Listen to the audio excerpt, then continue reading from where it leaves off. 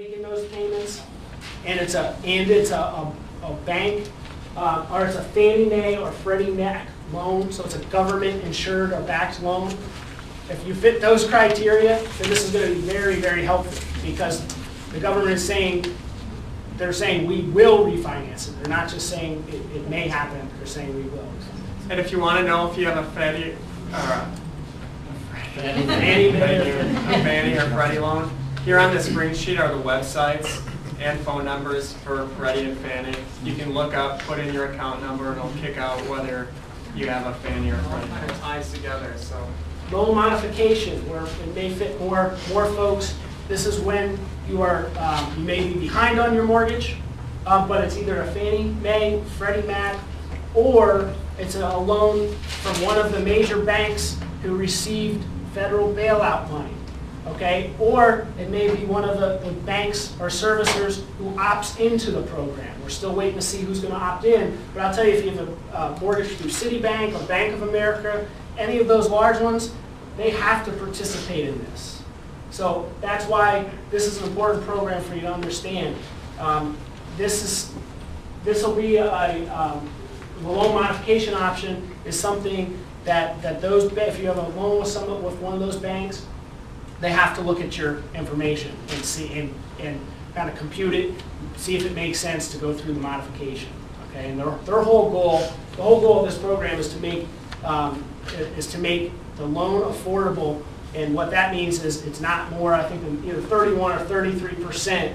You're not spending more than 31 or 33% on housing of your net income.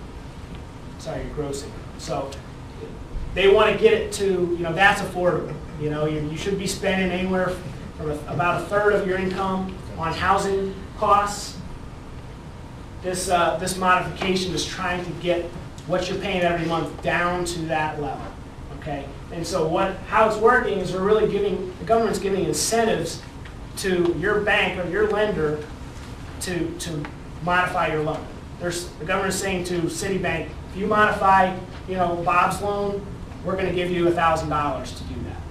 Because what's happened in the past is there's all these options out there, but none of the lenders are opting in to participate because they're losing too much money. So in turn, it affects the homeowner. So these are some good programs, good options through the Making Home Affordable program.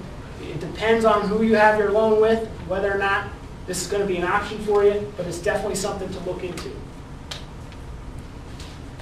Okay, real quick questions. Refinance. Are you an owner of a 1 to 4 unit primary residence? Is your loan owned or guaranteed by Fannie or Freddie? Are you current on your mortgage payments, which means not more than 30 days late at any time, I think in the last 9 months? And is the amount you owe on your first mortgage about the same or less than the current value of your house? Modification, is it your primary residence? Is the amount on the first mortgage under $729,000, $750? Proof of viable hardship. Again, that goes back to the hardship letter. You need to show that to get modified, you need to show that there's a loss of income or something else going on in your life that is going to not enable you to keep up with your mortgage. Was your mortgage made before January 1st, 2009? Is the payment on the first mortgage over 31% of gross income? Okay, so all that stuff's on the website. I'm not going to focus too much more about that. If you're 62 or over. So this is a non-federal program now. Non-federal program. We're getting out of the home for homeowners into a different type of program. Now, I'm not going to go too far in depth on this. If you have any questions on a reverse mortgage, come talk to us. But what a reverse mortgage does is it takes the equity in your home and it converts it to cash for you. So some people, if you're over 62 years of age or older, and you're going through a foreclosure, sometimes this could be a good opportunity to convert the equity you already have in your house to pay up your delinquency.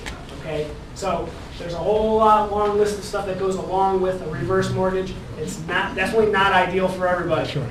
Sometimes it's a very bad thing for certain families. But we throw it out there because it is an option for people who kind of fit the criteria and the situation that they may be able to take advantage of it to get current on their mortgage.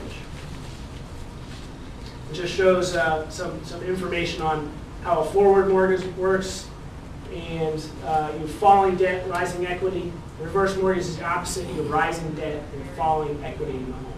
Okay? Let's skip past that. So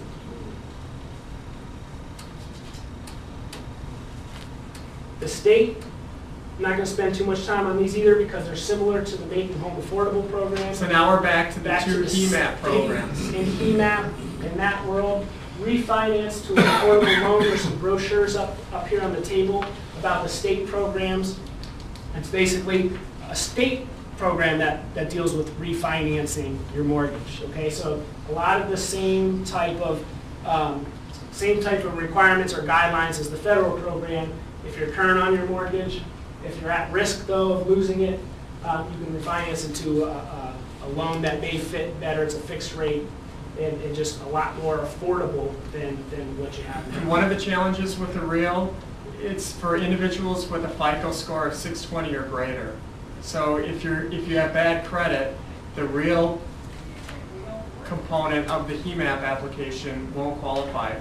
You won't qualify for it. But then there's the HERO that will go into individuals who have a credit score below 620. And this is more of the modification arm of what the state's trying to do to fight foreclosure. Okay, so this is just another option. And really, again, we won't spend a lot of time in there, but you should know there are programs out there that the state and federal government are trying to use to get people out of this situation. We talked about this earlier. How many people here have been contacted by someone offering to pay or offering to modify their loan for money? Okay, a lot of people in this room. I'll tell you, it's scary. It's scary. I mean, because the most important thing you need to know about what's going on in terms of foreclosure rescue scams is that you don't have to pay any money to get a loan modification. You don't have to pay any money.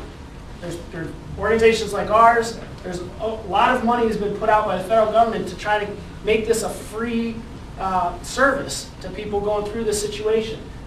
However, there's always people out there who are trying to take advantage of you when you're down. And many of them are probably they just repackaged themselves. They may have been the same mortgage broker who got you in this situation to begin with and made a bad loan early on. Well, now they're offering to rescue you from this loan if you only pay them $1,000 or $2,000. So again, bottom line, there's a website for HUD certified counselors. I mean, free service. You don't need to be paying money to be supposed. You can't squeeze blood from a rock.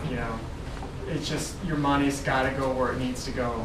So get paired up with the HUD counselor, to figure out where we can direct your money. But be careful. They're out there. They're going to be calling you. You may get things in the mail. You may see an ad on the television. They're looking to mask themselves as banks or legitimate organizations. I know there's even organizations out there who put basically the presidential seal and made a website look like the Making Home Affordable website. But there's a little place where you can add your credit card number. Okay, so you have to be very careful about what's out there. We had a family who we dealt with that a modification company said, for the low price of $5,000, we'll help get you back on your feet. And they did it. He only paid so much up front, and they said, well, so you don't have to pay the rest. Instead of paying the other $3,000 you owe us, you can work for us. And here's a list of people to call, that you can try to get into the same loan. So, I mean, you may have got a call from this guy. He didn't know what he was doing. He didn't know he was part of this scam, but that's what's happening. It's scary. So make sure you